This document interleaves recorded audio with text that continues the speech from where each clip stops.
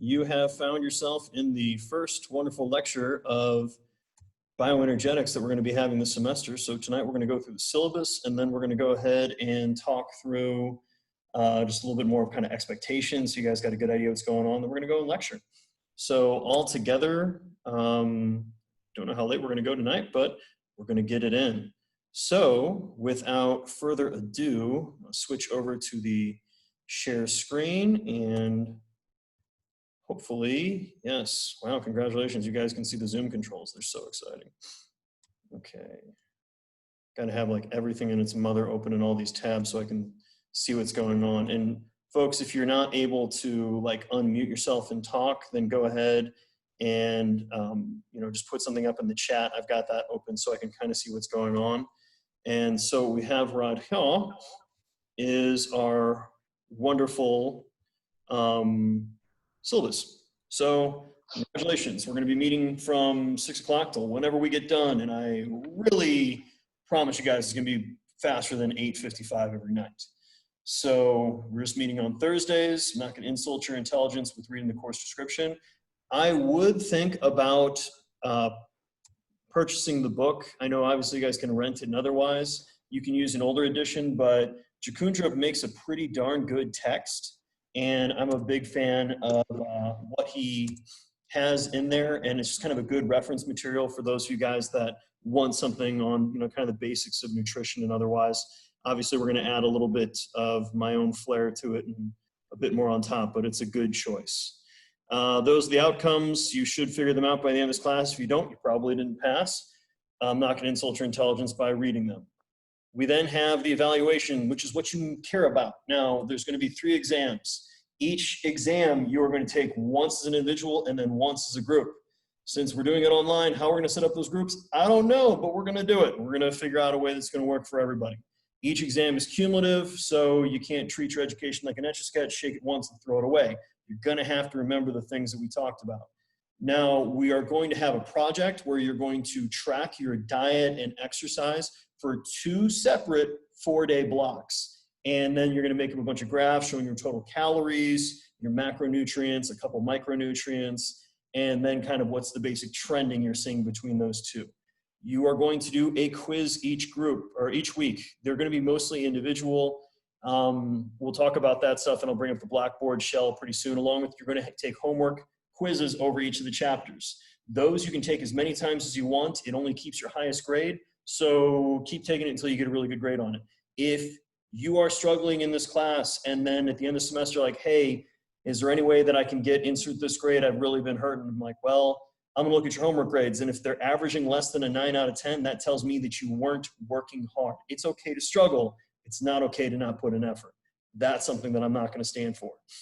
You are going to have some basic dietary modification assignments, which hopefully are gonna be kind of fun and hopefully not too horrendous. We are going to have you guys do a journal article project where you're going to go ahead and effectively write some review articles, or write a review article over an area of nutrition that you personally find interesting. This could be supplementation.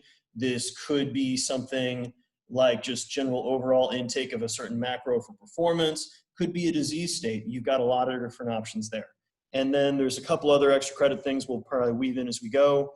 I don't round for grades, so if you got a 90.00, congratulations on an A. If you got an 89.99, do not email me about it because I will then be just really annoyed, and you're probably one of many that send it.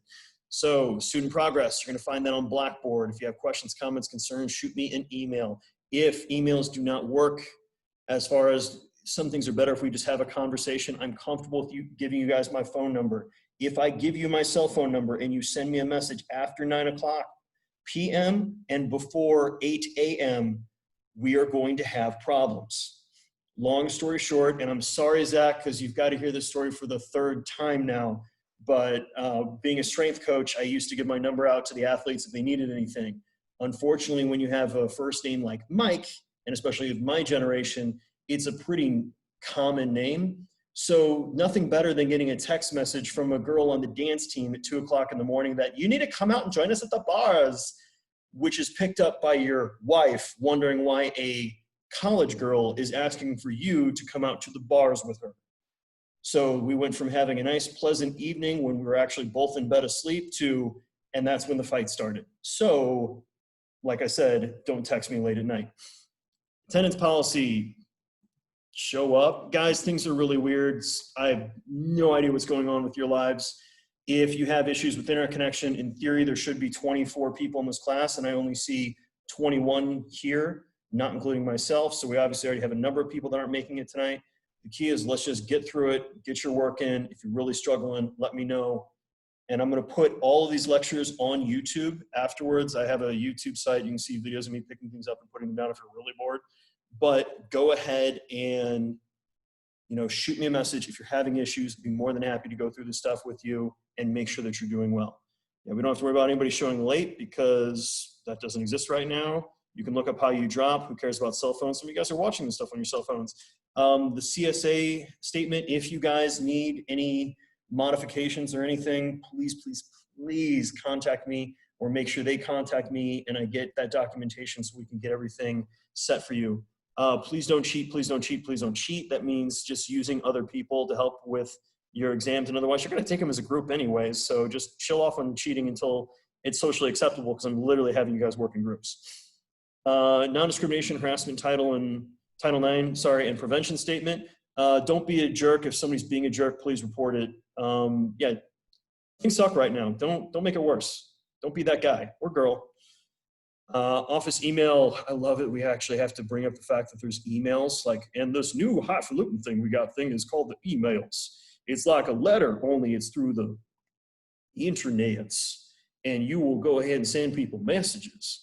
So that's going to be how I'm going to be contacting you guys for the vast majority of the time, and obviously check announcements on Blackboard and just make sure you go through the shell. Course requirements, here's a further elaboration of everything I just kind of ran through as far as what you're going to be taking, only now with better wordsmithing. You can go ahead, take your time going through it. I'm not going to insult your intelligence and read it all to you because you guys are college students. And most of you have already passed classes with me, so I know you can read because there's no way you get through my classes otherwise. Blah, blah, blah, blah, blah. Who cares about class starting? So, energy metabolism project. Here's the rubric, so you know exactly what you need. AKA, did you log your activities for the first 4 day span and the second 4 day span? Yes, you get 5 points each time you do it. Did you figure out your basal metabolic rate by using an equation? If you did, yes, then you got 5 points. Did you write down everything you ate or drank and made sure you gave it to me so I could make some sense of what you're doing? Yes or no? Did you do your totals? Exactly. A lot of points for doing graphs, and then your summary, it ends up being 100 points. Just make sure you're doing it correctly. Journal article project. This is going to give you guys an idea, again, what we're looking for. You're going to do one that's just going to be a review of a single review article, and then you are going to write your own review article. And that's going to be the bigger one. That's going to be worth a lot more points. So make sure, once again, we stay on that ball. Presentation. If you're a graduate student, you got to make sure you do this presentation. It's really easy to do well. And the good news is you get to record your presentation, so there's no reason it should be bad. And this is just kind of some guiding questions along with letting you know when the due dates are for there, and then our wonderful tentative course outline. So the things I want you guys to go ahead and read, basic assignments you guys are going to have due outside of class, and then what chapters we are planning on following. The goal is to stick to the plan. So make sure that you guys put this stuff in your planners and otherwise, and know what is coming up. So next thing that we got, which is going to be the thing that I want you guys to make sure you're paying attention to, is welcome to the wonderful Blackboard shell. So what I've got set up for you guys as far as expectations for, obviously, or not expectation, but how you're going to go through this. So congratulations, you found the Zoom link, the first thing that was up there. You guys are doing good, keep it up. Those of you guys that are listening to it online, stuff happens, it's okay. But go to course documents, and from there, you're going to find all of the slides already narrated. So you can find a bunch of different attempts at each of these lectures already. And we're obviously going to change some things and modify them as we go semester by semester, but you've got all this stuff sitting there. So you can go ahead and look at it anytime you want, come back to it whenever you need, along with chapter study guides that you guys can use to go ahead and go through to make sure that you're staying on the ball. And then a bunch of previous lectures which don't have as much to do with exactly what we're doing, but it is pretty fun, I think. And then some other things you can see what I've haven't deleted to make sure students aren't cheating And yeah, review article handout. So some ideas on how to literally help write a review article. Then looking at an example of a review article in case some people have some issues with it. More YouTube links, multiple formats, yada, yada, yada. Metabolic changes paper, which is going to be really, that thing's a lot of fun. I'm going to have way too much fun with it, but at a later date, we'll worry about looking at those formulas later. Now, next thing we got is these are the homework quizzes. They're up. Everything is open. This is not open. That's fascinating. Huh. Well, I guess I'm going to have to modify that immediately, so that's kind of hilarious. I love Blackboard because I spent a lot of time fixing all this, and I guess I get to fix it again. Now, in theory, this should hopefully have worked. Good. All of the quizzes should be live. Well, at least they kept that. So you could literally take every single assignment tonight and see if you pass the class. I would really not recommend doing that. Take your time, but all these will have due dates. You've got to make sure you take it before the due date. If you try to start it after the due date, it will not let you do it. And I will not reopen it for you. So you've heard it once from me. You got to make sure you take all these assignments before the due dates. And if you do not do that, congratulations. It makes grading really easy on my end, but it is not going to reflect well on what you're trying to get for your final grade in this class. So make sure you take these assignments before the end of the due date.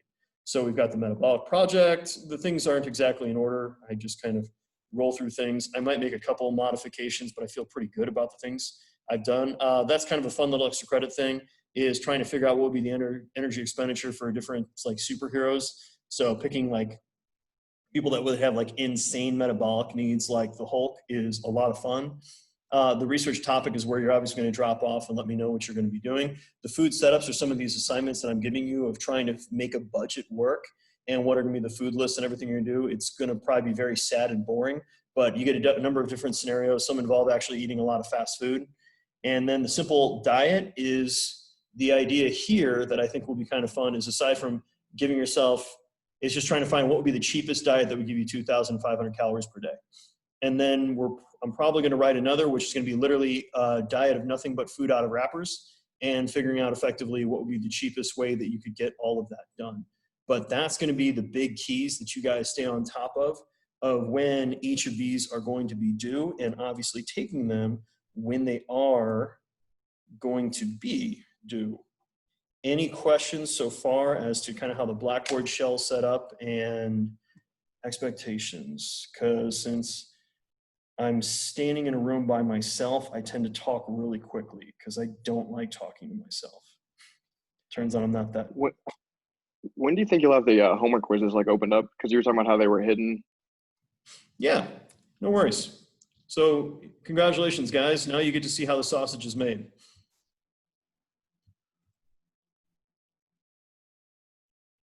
Okay.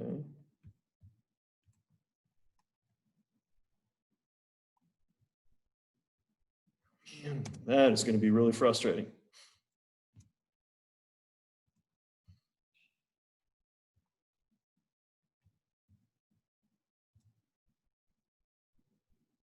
And now, Nolan, it's online. Sweet. So I will obviously have to go through manually and do that with every single other one of them. But good news is the next quiz is not going to be due until the 26th. So that is effectively next, is that next Monday or Tuesday? Oh, sorry, Wednesday. Hey. So any other questions about expectations and what's going on Blackboard? No? Super quiet. Okay, so all of you guys, if you guys don't understand how to do polling on your screen, it's time for you to figure it out. So you should hopefully have an option where you can like click yes, click no, click go slower, click go faster. Right now, do me a favor, and everybody that can, maybe if you're on your cell phone, otherwise you might not have that ability, but just click yes so I know who can do the basics of voting.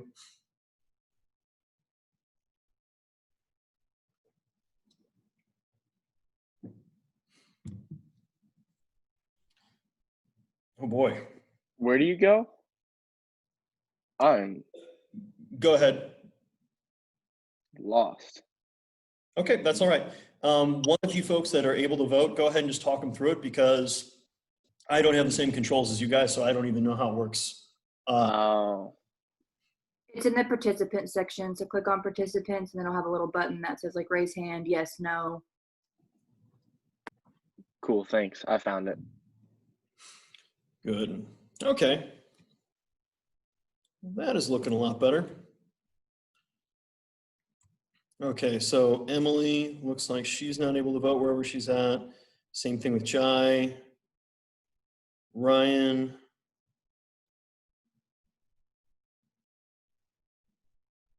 Looks like after I called Emily out, she disappeared.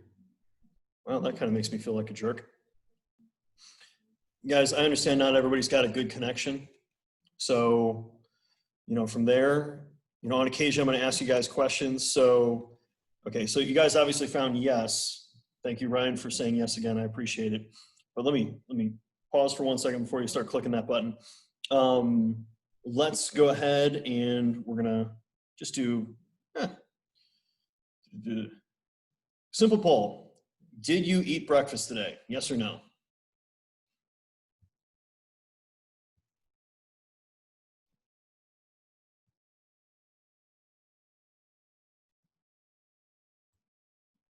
There we go. Awesome, guys. Good. Okay, cool. So that's going to be a way that we can obviously communicate and kind of do a little polling as we're going through. And do you guys have any questions for me? And Cam, it is okay to not understand how all this stuff works initially because I'm still getting used to obviously standing in a room all by myself, talking to no one.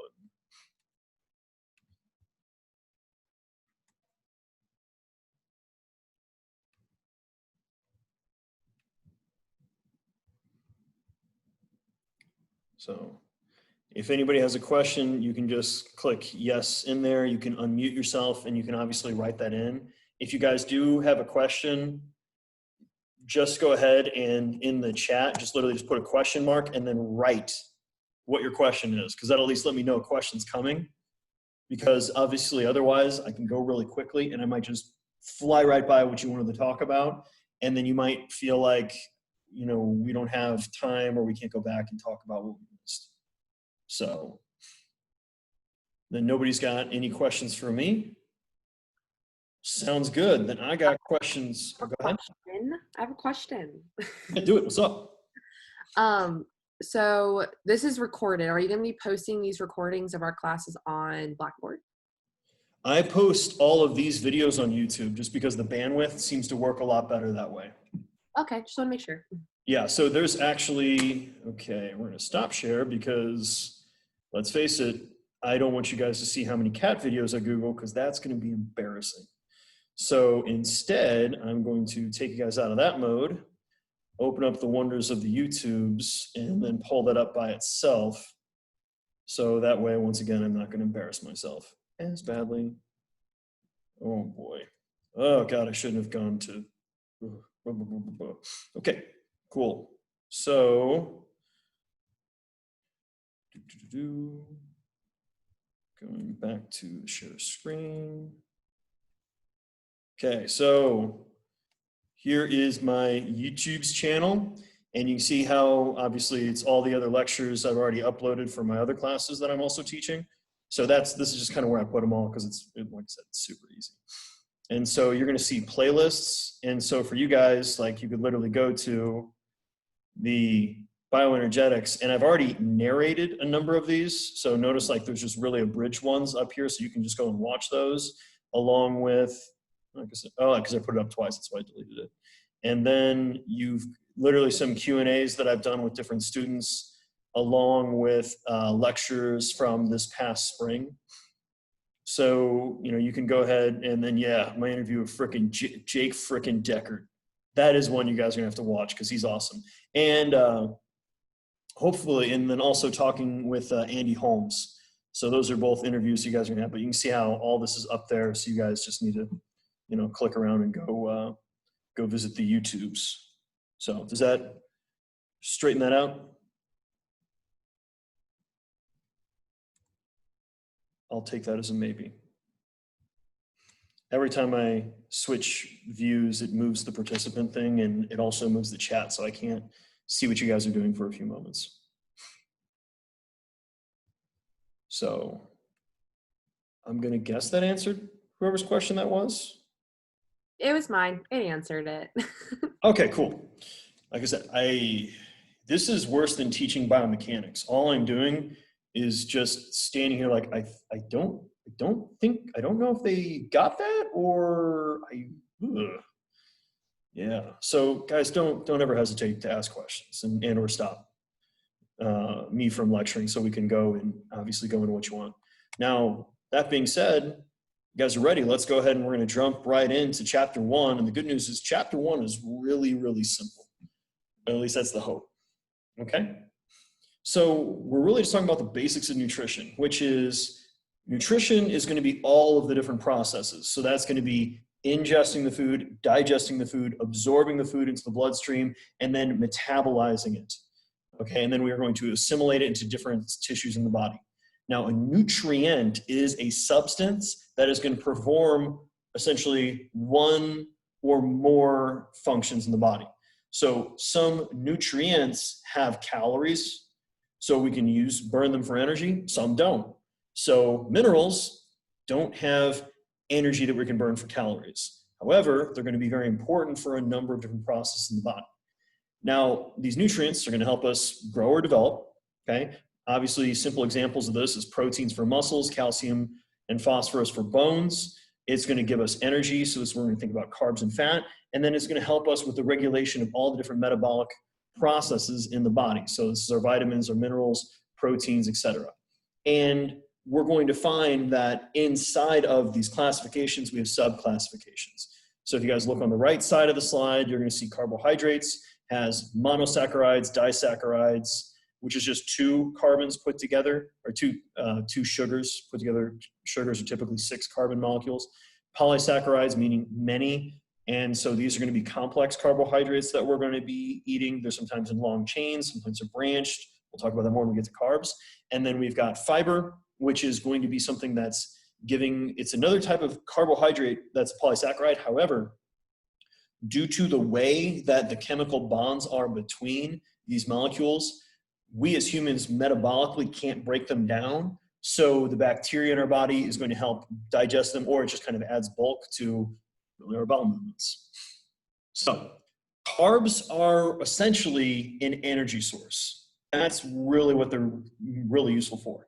They do a little bit for cell signaling on the outside, but that's a very small side job they have. But this is going to be the major fuel source of our nervous system and our muscles when we are doing high intensity exercise.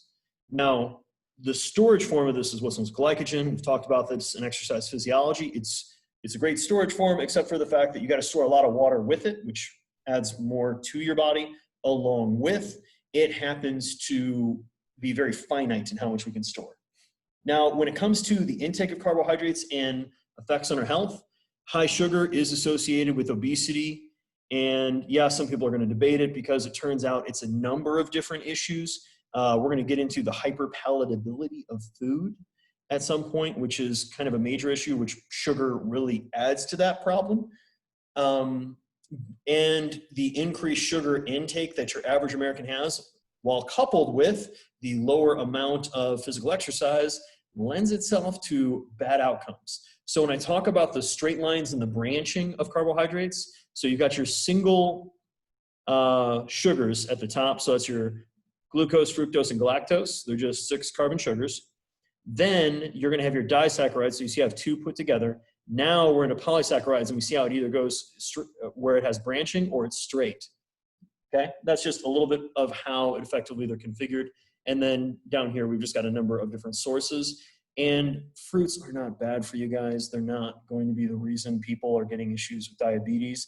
It's mainlining liquid sugar that's going to be probably more of the culprit, along with, once again, those hyperpalatable foods. And the fact that hedonic adaptation is a son of a gun. So real fast on the poll, because I realize I'm throwing out a lot of words and I'm talking to myself again and I don't like it.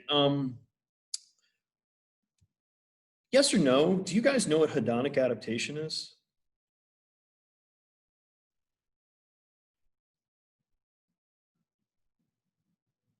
All right. So this is one of those times where you ask questions if you don't know what I'm talking about.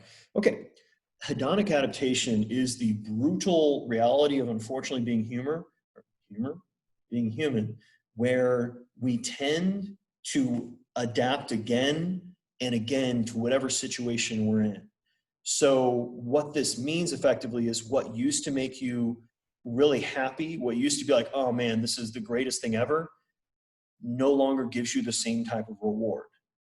So a good example of this, trying to think of one that's very visceral, but well, think about for you guys when you're growing up, like, man, I can't wait until I can, drive until I'm 18, until I can, for you guys at 20, like, I can drink legally. And then you do it and you're like, cool, I can drink now, whatever. Really, honestly, the easiest metaphor for this is probably dating. Like the first, well, okay, I'm sorry, guys. No, actually, I'm going to stop myself because if I say I'm sorry, I probably shouldn't even go that direction. But if you think about like, oh man, whenever I have this new iPhone, whenever I start dating the person I want to date, whenever else, like everything will be perfect. And then 2 weeks later, you feel the same as you did before. That's hedonic adaptation. Let me know if that makes sense. So yes or no.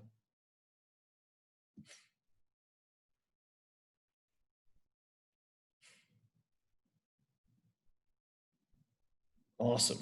So that's the problem with, when you eat, when you have a sugary beverage, you have ice cream, you have cookies, you have anything else, it's so easy to be like, this is amazing. And then, gorge yourself on it. But then like it no longer has the same effects. You almost need to do more sugar, or you have to do more fat, or you have to do more alcohol, or whatever has you, because you get used to it so quickly that you just need more and more and more to give you the same rush effectively as what you initially had. Now, fiber is really important. Insoluble fiber is going to help with literally transporting food through our GI, which is a good thing for avoiding things like constipation. And then soluble fiber is actually going to help with binding out bile acids, which is going to help remove cholesterol from your bloodstream. So if you lower your cholesterol levels, it tends to have positive effects on decreasing your risk for things like heart attacks and strokes. So what you do see is a higher fiber intake tends to help decrease your risk for a lot of chronic health issues, but there's a major issue with this, in that correlation does not mean causation. So if you guys look on the right side and you see all the different foods that happen to have a pretty high amount of fiber, okay? And you guys can unmute yourself, or you can go ahead and put it in the chat. What type of diet are you eating if you naturally are eating a lot of fiber?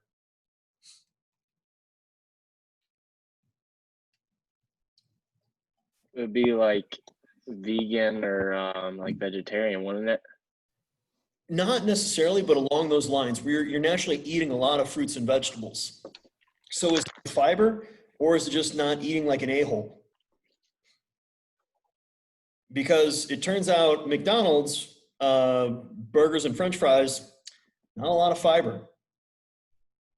But yeah, if you're eating a lot of salad, you're eating a lot of kale, you're eating a lot of broccoli, so on and so forth, you're naturally going to get a lot of fiber. So it can be hard to kind of, is it the fiber, or is it just eating a better diet? So thank you, Jake. And the pie chart in the bottom left is going to be the source of where a lot of people are getting their sugar. And oh man, that always makes me sad to look at it. Not so much the fact that people eat sugar, enjoy the foods that you enjoy. The key is, I think of sugar as like jet fuel. So you put jet fuel in jet engines, meaning, high performance engines. You don't put jet fuel in a Ford Pinto that barely moves. But instead, we tend to put a lot of jet fuel in Ford Pintos, and we can have some issues with the diabetes. Now, the issue is, notice of all of those options, it's just how much can easily be taken down in the form of soda. Now, this isn't also bringing up the natural sugars that are occurring in things like actual fruit itself. This is more kind of looking at kind of processed foods, so to speak. Obviously, I know milk's on there too. But think about milk products, where it says desserts, and milk products would be things like yogurt, chocolate milk, etc. Now, our next big classification that's often maligned, and you guys are going to go deeper in this than you've probably ever had to before in your life, which is going to be fat. And someone just asked a question. Okay, what percent of our diet on a day-to-day basis should be fiber? The answer to that is enough. Now, the issue with fiber is it's usually like, 25 to 35 grams for a female and male respectively per day.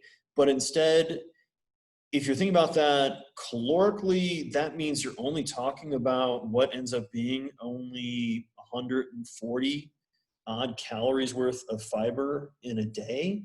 So for your average person, it's probably between 5 and maybe 10% of total caloric intake. The key thing is you do want to naturally kind of have a higher fiber intake, or just not higher fiber, but a high enough fiber intake for the way you live and everything else. And there are some special situations where we actually want to decrease your fiber intake. That's when you're really trying to actively get an athlete to put on a lot of weight, because fiber is also going to increase the bulk of the food you're eating, which in turn is going to make it harder to eat higher volumes of food. So when you're working with your athlete, you want to think about getting in enough fiber, but maybe not necessarily going overboard. So it's kind of hard to give you hard and fast. It really comes back to it depends. And some people don't tolerate high fiber diets very well. And if you acutely really increase your fiber in your diet, it also is a very potent laxative. So if you guys have any questions about that, go to the grocery store and go buy, just go buy a bunch of cans of black beans and just eat them all. And you'll understand the next day or later that night, depending on how fast things move. So fats are really important because literally every single cell in our body is wrapped in them, okay? These are going to be essentially carbon chains, sometimes with double bonds, sometimes with just single bonds, and they're going to have a number of other solvents you see like acetone, ether, and chloroform. So no, we're not trying to knock people out or help them remove the polish off of their nails, but it's really important as a great storage form, along with it is literally incorporated, once again, into the cellular membrane, so hence the cellular functioning of every single cell in your body. What protein is for your muscles is what you should probably think of as fish oil for your brain, as in how much it's incorporated and how important it is structurally to its function. So it's also important for the digestion and use of our fat-soluble vitamins, which is A, D, E, and K, along with they're going to be really important for the precursors to our sex hormones, stress hormone, and our mineral corticoids, our ability to maintain our fluid levels. So our two essential fatty acids is alpha-linoleic acid and linoleic acid, which is your basic omega-3 and omega-6 fatty acid, and we're going to get into the importance of effectively the combination to the two. Okay. Emily, when you say, is that an extra credit assignment, what are you referring to there?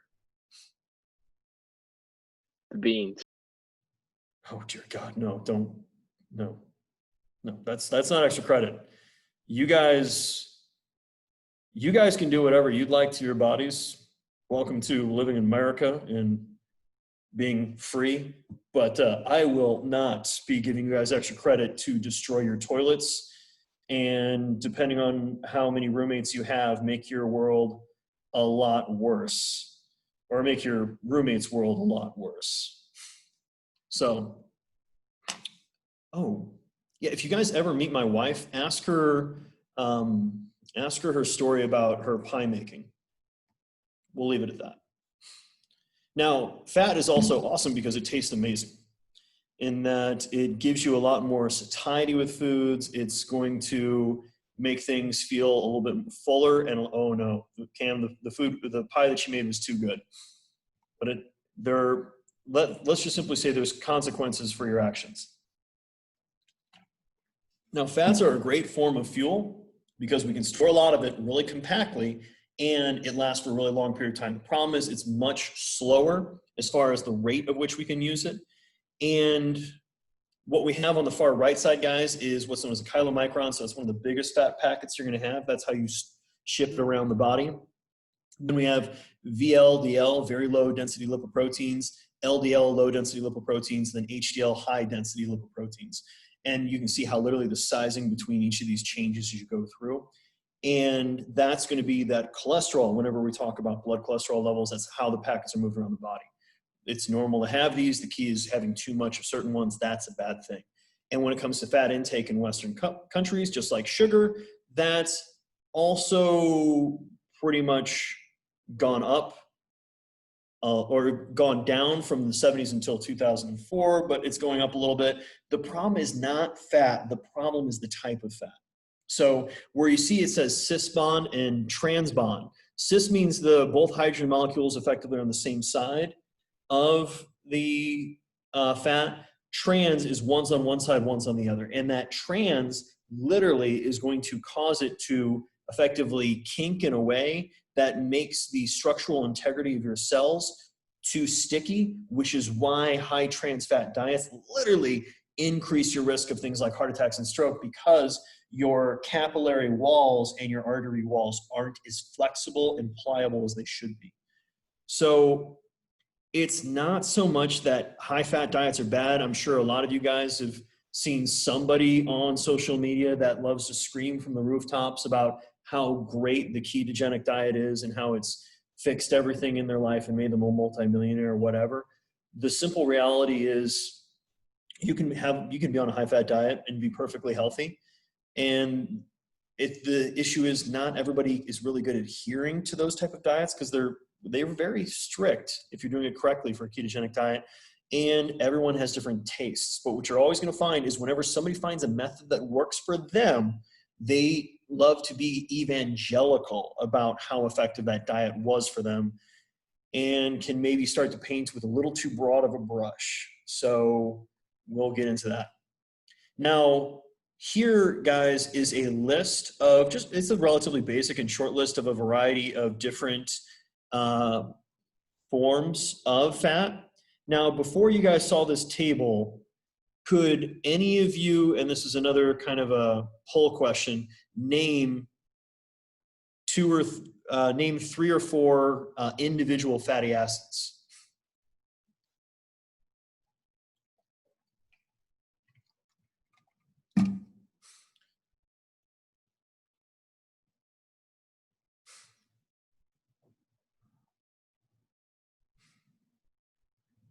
And that's okay, guys. That's part of what we're going to talk about in this class, because I'm sure all of you guys have heard of, obviously, polyunsaturated fatty acids, monounsaturated fatty acids, saturated fatty acids, and then trans fats.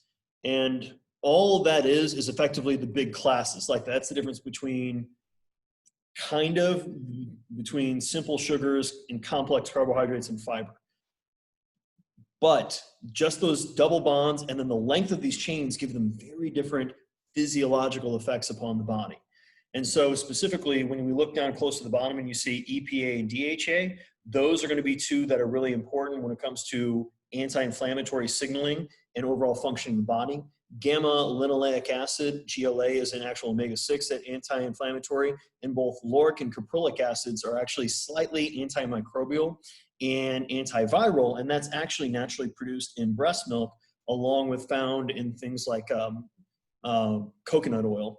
And that's why it has a slight positive effect on your health, but it's not like as crazy as some people might want to, once again, on social media, scream from the rooftops that it cures everything. So there's a lot going on here. We're going to get into it, but at the same time, understanding, guys, we're just going to help you guys understand the basics here. We're not trying to get lost in the weeds just quite yet.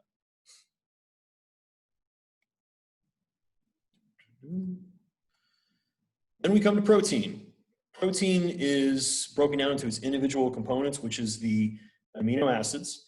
And there's 20 of them that are the common ones, but there's way more than 20 that exist in general.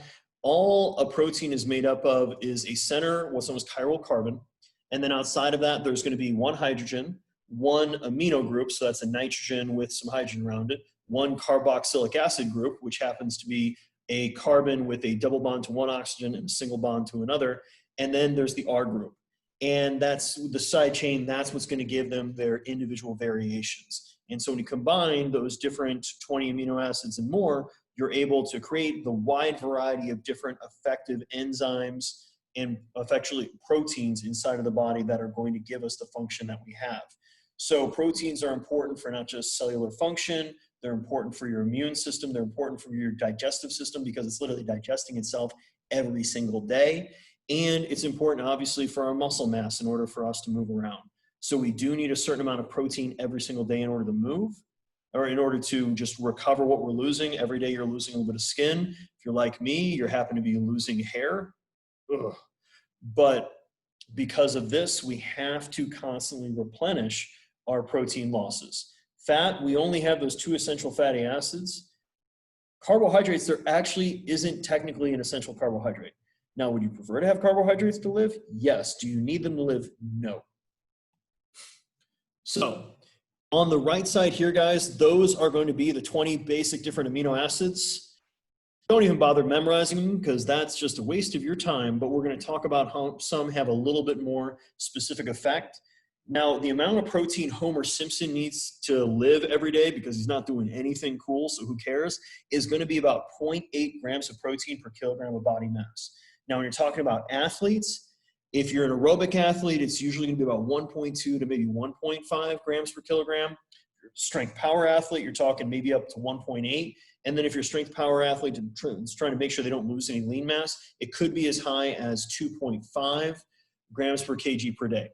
Now, the cool thing about protein is there really aren't any negative effects from doing a really high protein diet. The only issues you might have are effectively around if you already have kidney problems. If you have kidney problems, you do a high protein diet, that is dumb. That will in fact kill you. But you can go super high. In fact, the work from, guys out of Nova, really nice guy, and Jose Antonio and his lab, he literally had bodybuilders for 1 full year do 3.5 to 4 grams of protein per kilogram of body mass, which it works itself out to 1.5 to close to 2 grams of protein per pound of body mass per day. And no issues with blood lipid profiles, no issues with bone mineral density. The major outcomes were they actually tended to get a little bit leaner, but they didn't actually increase their lean mass more than the control groups. So, and they had to pound down, they pretty much had to do it through protein shakes because doing that high of protein intake just gets to be daunting. And what's interesting with those amino acids, there's only 8 of them that are essential that you actually need to get in every single day. There's a lot of what's known as non-essential and conditionally essential because the body can interconvert. So, but for the most part, you're probably going to always get enough complete proteins that this is never really anything to worry about. So we then have water, which turns out is really important because that's what every single cell in your body is inside of a solution of. There's even water in your fat cells. So it turns out we need to have it. Helps with thermoregulation for those guys through ex-phys, help us with waste removal through urine. And it's going to be the major fluid base of our blood, irregardless of how much alcohol you might drink. So water intake is about 2 to almost 3 liters per day. It's going to go up effectively for either how much energy you're burning. So it's 1 mil per kcal you're going to burn. And obviously you're trying to match your weight loss to your fluid that you're going to then try to ingest afterwards. So if you're working out in hot areas, you might literally be drinking multiple gallons per day to replace those losses. And when we're doing so, we want to make sure that we're getting in and replenishing those vitamins and minerals. So if we're not getting enough vitamins and minerals, we're going to have issues. There happens to be effectively about 15 vitamins that are actually important, 13 is slightly underestimating it, along with we're going to have about 20 something different minerals that are important. And isn't arachidonic acid flush inflammation really well? Huh. Oh, not really. Arachidonic acid is important for some precursors for a coursinoid production and otherwise, so it's for kind of cellular signaling a little bit. It can have some positive effects, but one of the bigger issues with, think about magnitudes of effects. So like what has a huge magnitude effect, what has a small magnitude effect, what barely has any effect. If you really want to decrease inflammation, the first thing and the most powerful thing is to not get too inflamed in the first place. So that means not doing too much training, not overstressing your body, so on and so forth. The next thing that's going to have a really big positive effect is just making sure you're getting enough calories to help yourself recover from the work you're doing, and making sure you're getting enough sleep to recover from, or enough rest to recover from that energy, from all that work you're doing. If you're not doing those two things, doesn't matter how much arachidonic acid you're pounding down, you're still going to be playing from a deficit. So then we are going to look at your macronutrient intake. Are you getting enough protein, carbs, fats to support what you're needing? Are we getting enough of those individual micronutrients, so vitamins, minerals to support? And then we're going to start looking at supplementation. So the key is a number of people focus a little bit too much on the small effectors and they just overlook the entire big one. So, you know, today we were doing some body comp scans of, actually, yeah, Johnny, you were in there the other day when your buddy was in, and we're having a conversation with the baseball pitcher, and he's having issues gaining weight. And the first question I asked wasn't, you know, what's your supplementation protocol? It was, did you eat breakfast today? Because most people are making simple mistakes that have really big effects, especially when we aren't keeping these things into accord for long periods of time. Now, some people are making big mistakes or making small mistakes that eventually, you know, tie their shoes together and they trip and they fall. But it's really important to figure out what are going to be our big effectors of change. Does that answer your question, Jai? Awesome. So vitamins are always going to be incorporated as effectively cofactors in different enzymes. Minerals, they're also going to be cofactors and enzymes, along with they're going to be built into different solid structures in the body, aka things like bone. We then have phytonutrients, and this is what's really interesting in that foods themselves are going to have some positive effects from eating them aside from just the vitamins and minerals. So some of these phytonutrients are in turn going to have positive effects on our health. And that's why eating fruits and vegetables can be really useful for our overall health. And one way to think about this, guys, is it sounds odd, which is nothing wants to get eaten, except for certain cases. Some fruits literally want to get eaten. That's what they're there for. Literally, most of your berries want to pass through an animal's digestive tract and literally to be, shall we say, voided somewhere else, because then it's already naturally in fertilizer, which makes it easier for it to grow. Now, a lot of plants don't want to get eaten. How many of you guys ever tried to eat an oak tree? Anybody ever tried to eat poison ivy? Oh, dear God. That's terrifying, Cam. So it turns out that's not quite well, or that's not going to work out too well. So we're going to have certain positive, I'm not going to get into that one. That one's too easy. We want to make sure that we're getting in a variety of nutrients, and what we're going to talk about in just a moment are a couple special components that can be inside of foods that are a little outside of what you guys have probably come across so far. Now, I'm going to see if I can put you guys in the breakout rooms. This could work out incredibly poorly, but you guys see on the bottom where my slides say curcumin, glutathione, resveratrol, NMN or NMR, cyanidin 3-glucosides, sulforaphane, alpha lipoic acid. That's embarrassing. Well, that's not actually the way to spell it correctly, but I'll fix it. Oh wait, no, wrong eye. And N-acetylcysteine. So, okay, somebody said, no, that's fine, that's fine, okay. Okay. This is gonna maybe get weird, but I'm gonna try it, okay? So if we do breakout rooms, okay. It's going to assign you guys into rooms automatically. This might not work out well, but we'll see how this goes.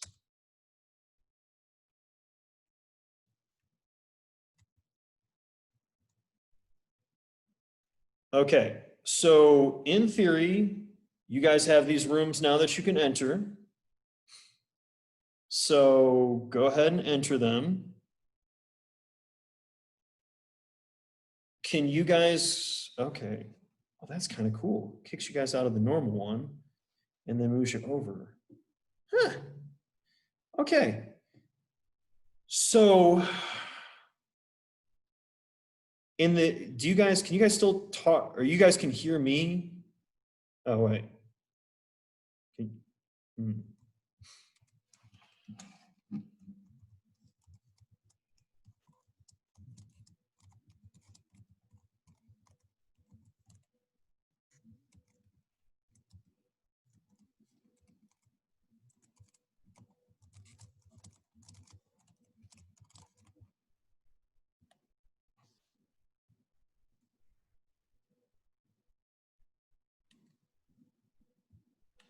Okay.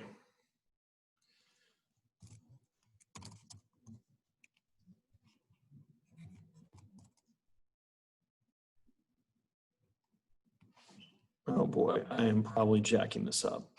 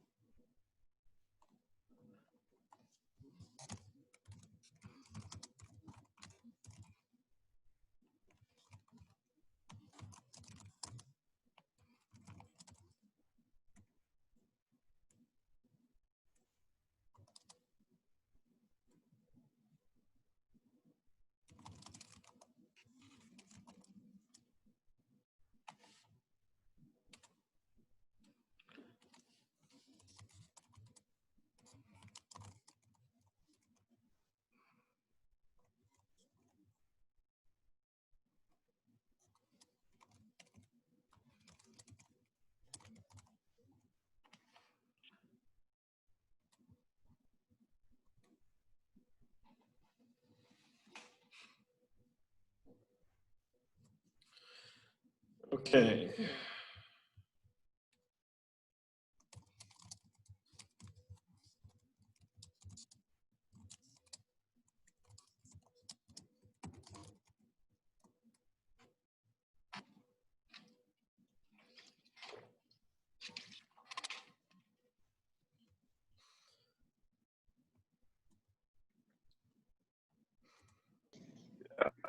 Recommended dose 500 milligrams. Oh wait, no, that's turmeric. Never mind. Turmeric. You guys doing okay in here? So far. Let's see. Sweet. Trying to find the dosage. Yeah. Dosage. The Hey, dosage. For doses, do you mean like a daily? Like, Yeah. What would be the effective dose? So like how much you actually need if you're supplementing with it to actually have a real effect upon the individual. I got a daily oral dose of 3.6 grams. Recommended for phase 2 evaluation and prevention or treatments of cancer. Cool. All right, keep working, guys. I'm going to check on the other groups.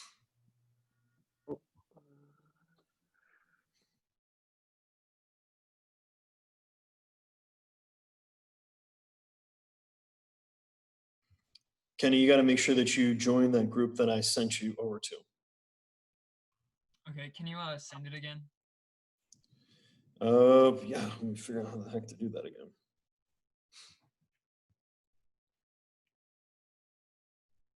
It should be something you just got to join. So it should be under breakout Oh, rooms. breakout rooms. Okay. Mhm. Yep.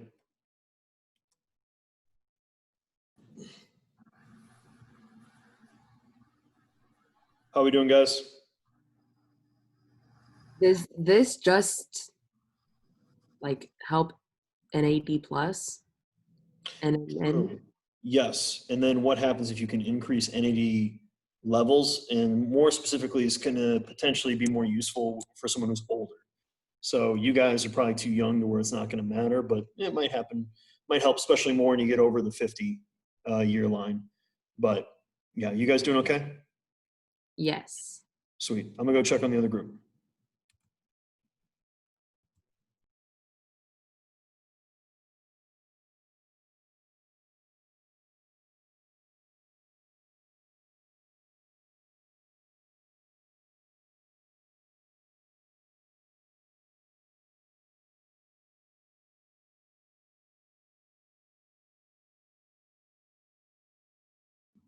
How are we doing here, guys?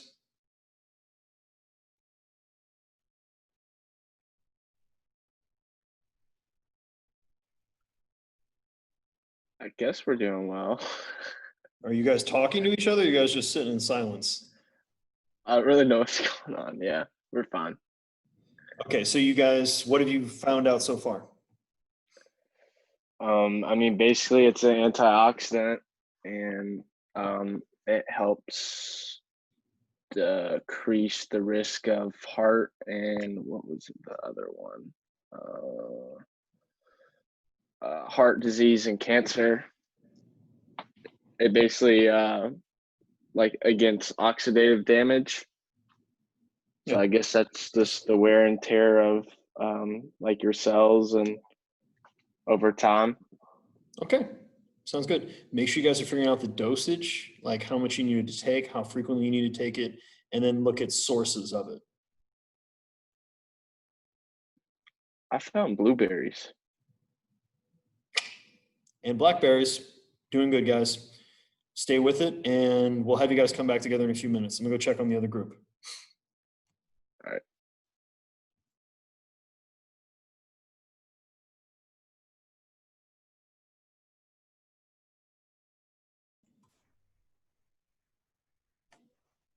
How we doing, guys?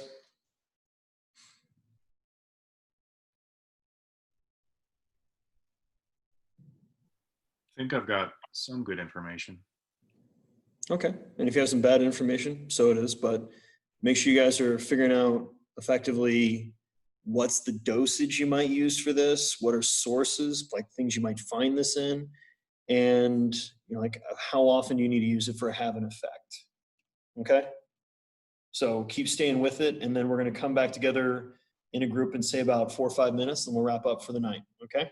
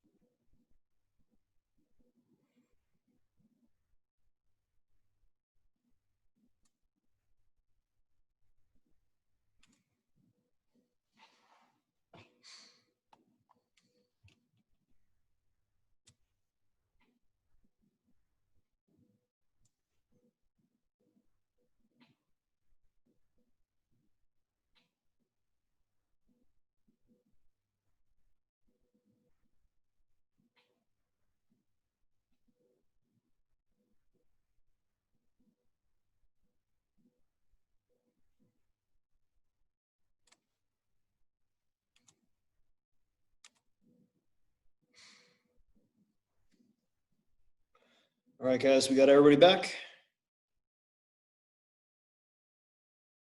So now let's go ahead and I just want one person from each group to go ahead and give us the basics of what you guys came up with, specifically talking about the nutrient that I gave you. And just go ahead and chat. You guys can just put up, if you want to volunteer yourself in your group, go ahead and put your name up there. So that way we don't have like kind of all you guys dogpiling at once.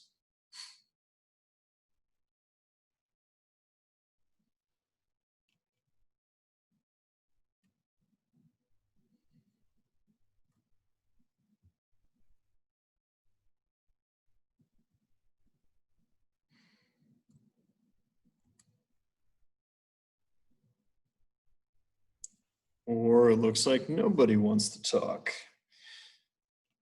Oh, cool. There we go. All right. Sounds good. Awesome. I just need somebody from group 4.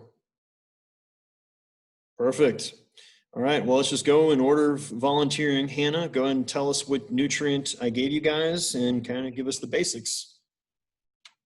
Okay, so we had NMN. I wish I could pronounce, I mean, I'll try. Nicotinamide mononucleotide.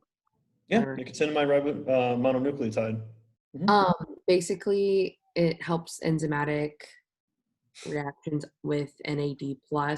It helps alleviate metabolic conditions like diabetes, fatty liver disease, and obesity because of its effect, I guess, to improve insulin activity and production, Mhm. which is why you kind of said it's found in the older populations.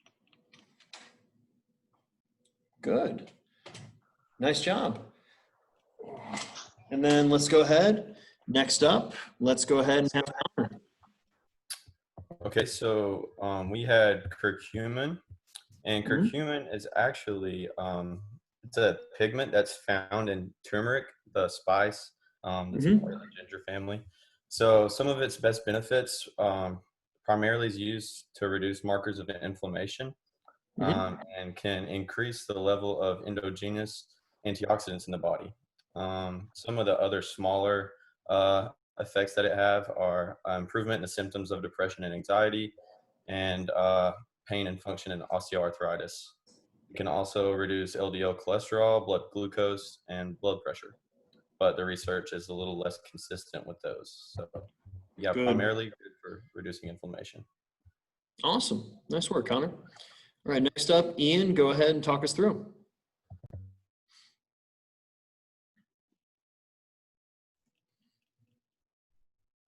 Or put it up in the chat. Perfect.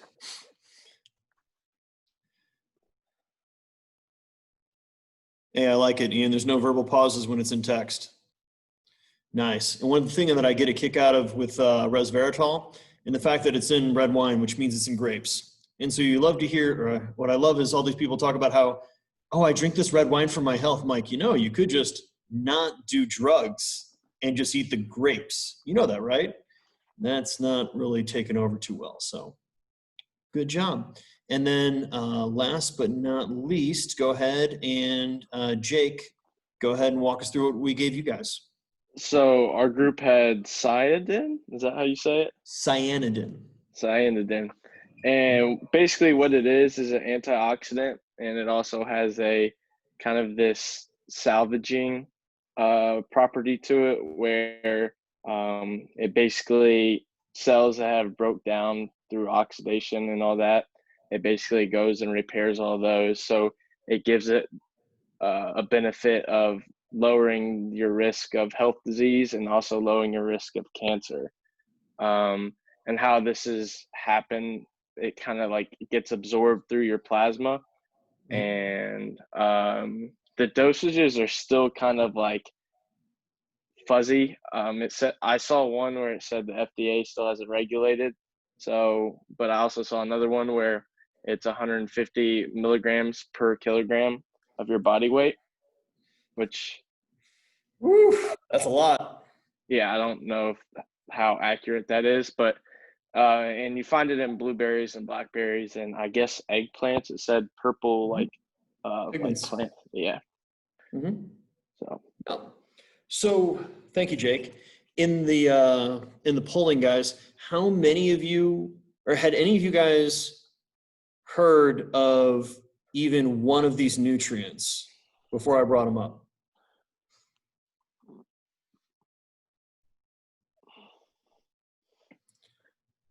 Yeah, so the vast majority of you guys had never come across this stuff, which is completely fine. It's, you know, these are some of the interesting properties that, now, NMN and NMR is something that's more of a supplement, but, you know, we've got other things like glutathione and otherwise that we didn't get into. And there's even more phytonutrients that can have some positive effects on health, but you guys, it's that part of nutrition research is still one of those kind of cutting edge things. And that's what we're going to be going into more and more as we go throughout this class, and that, yeah, there's a lot out there to learn. And, you know, we're here to jump in the deep end and start swimming. So with that, that's really everything I wanted to cover tonight. Do any of you guys have any questions? And otherwise, we're going to let you guys call it a day, and I'll make sure this is uploaded to YouTube for those of you guys that had to jump in late or, you know, have not the best connections. You're going to be able to see at least, I guess, whatever I'm recording on my end, which is going to be a combination of the screen shares and then ridiculously uncomfortable close-ups of how my hair keeps getting more ridiculous. So, questions?